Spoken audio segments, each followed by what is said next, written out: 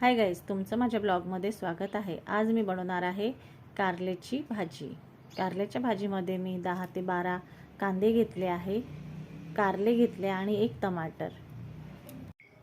बघा गाईज, तेल गरम झालं आहे। आपण याच्यामध्ये कांदे आणि टमाटर टाकून देऊ।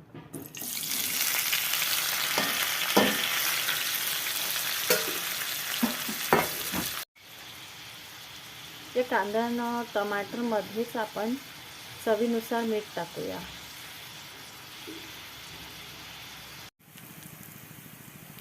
बघा गाईस, कांदे आणि टमाटर छान झाले आहे। आपण आता याच्यामध्ये मसाले टाकूया। धणे पावडर, तिखट आणि हळद।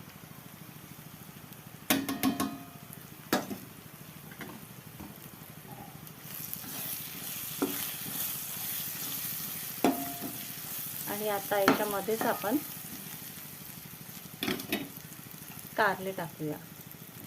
छान मी बारीक बारीक कापून घेतले आहे, ते टाकूया।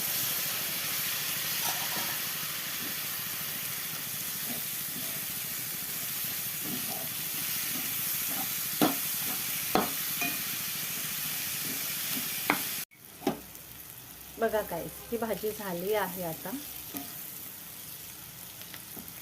छान।